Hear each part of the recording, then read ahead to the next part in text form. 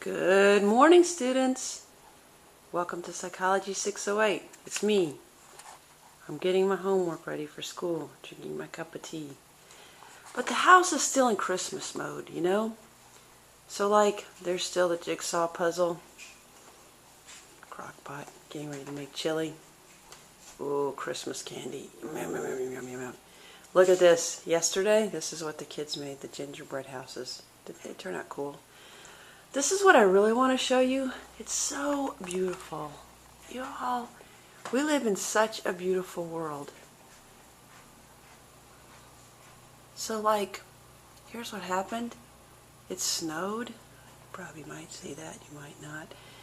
And the lights are on outside, and it's so gorgeous. Don't we live in a beautiful world? And, yeah, here we go. So, here's the thing. Let me come back over here.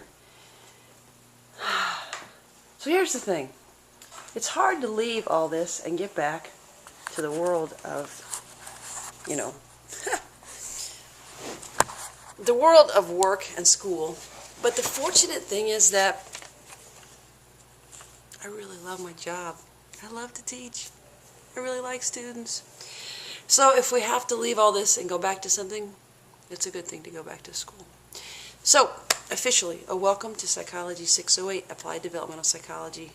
Love this class. Okay, for lots of reasons, but one, let me just tell you that if you understand that people are developing human beings, it allows you to be much more patient with them and much more understanding of where they are, because by definition, if you understand that people are developing, you understand more about their context, and it gives you a minute to step back and not be so overwhelmed by them.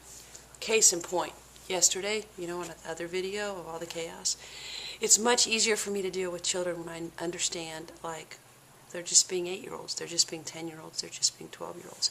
But you'd be amazed at how much you'll be more understanding of, your 42-year-old, whatever, uncle, your 27-year-old brother who's an idiot, your mom who drives you nuts, who knows, whatever. You're going to be much more understanding of those people when you understand that where they are in terms of their developmental context. So it's a cool class. And I hope it leads to something that, helps your life in a relevant kind of way. Even if you don't want to understand the human beings in your life better, you might want to understand yourself better. And that's kind of like another cool goal of this class.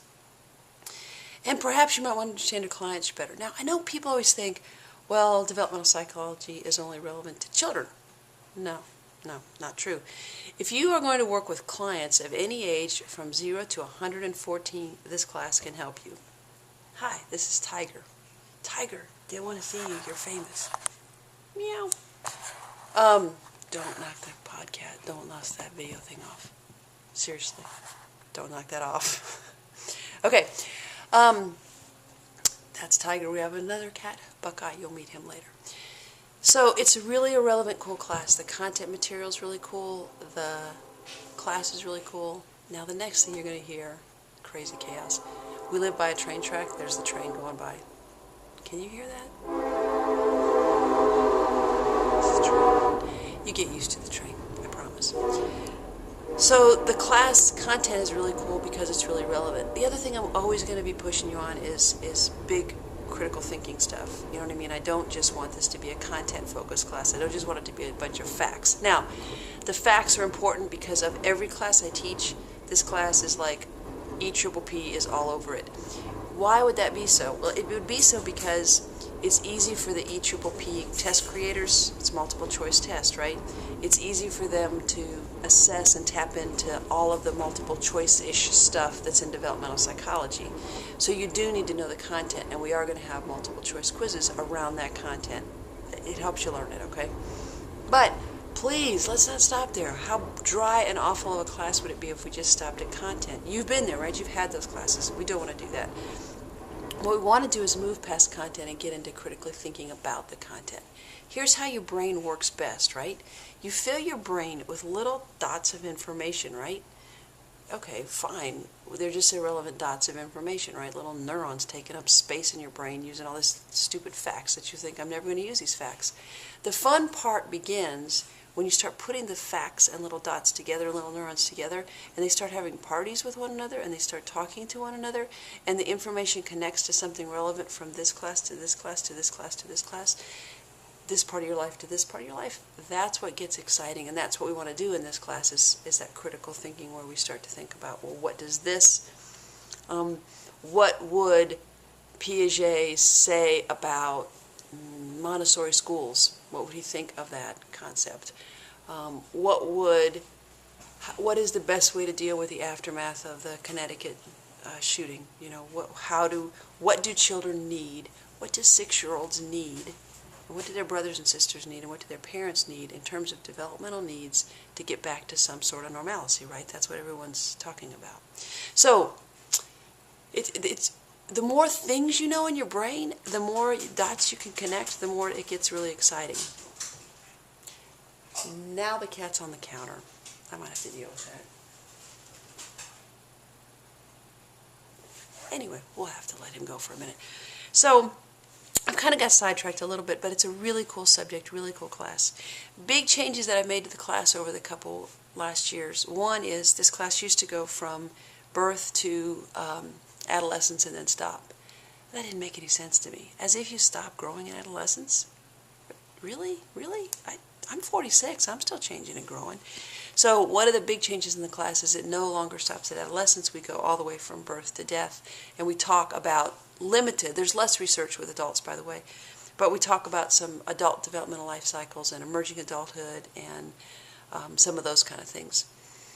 There's just not as much focus on research there, okay? So you'll feel like, gosh, we spent 3/4 of the class covering adolescence and then we flew through adulthood. We will still cover adulthood, but it'll feel fast in comparison. Second major shift in the class is that, first major shift is that it goes through the lifespan. Second major shift is it's a hybrid class now. We're going to be part online, part in real life, face-to-face. Why would I do that to you? Because I don't like you. No, because I want you to spend an inordinate amount of time in my class. Actually, the real reason that I'm doing that to you is that the preliminary research that I've seen suggests that hybrid classes are the way to go to encourage student learning. So, you know, I got to go with that. I got to hedge my bets. One of the reasons that's true is because people spend more time in a hybrid class, and a hybrid class done well can be a lot of fun. A hybrid class done poorly, which is hybrid part online, part face-to-face, can be a nightmare. So we don't want to replicate the nightmare thing. What we want to do is keep the conversation going, keep the discussion going, make the class really relevant to you outside of class, not just get you thinking about it while you're in the 2 hours of class, get you thinking about it other times. So it's not going to be like rigid, like you must post this many, but I do want you posting, checking the Moodle site, putting links on the Moodle site, finding cool resources, figuring out why they're cool, why they're relevant, why we should post them, posting them, critiquing them, talking about them. That's a good use of class time. That's a good use of our time. That's a fun thing to do. So, final stuff as we're finishing up. The class has 2 sections. Count them, 1, 2, an afternoon one and an evening one. I don't care what section you go to. I really don't care. I don't care if you go to like one afternoon one this week, one evening one the next week. I don't care. Whatever you want to do. I don't care if you have an A, B, B, B, B, B, A pattern where you go to like 4 evening sections and then a day section. I don't care, okay? You have to be registered for something, okay? And the registrar is going to make sure the classes are even split. But in terms of actual coming to class, come to one every week, and that's good enough for me. I think that's all I have to say. So, yeah. So welcome to class. I think it's going to be awesome. I think you're going to have a lot of fun with it. I think learning can be really fun, and I think we can learn together. It can be a great experience, and it can be work and fun both. Okay, I'll look forward to seeing you in class.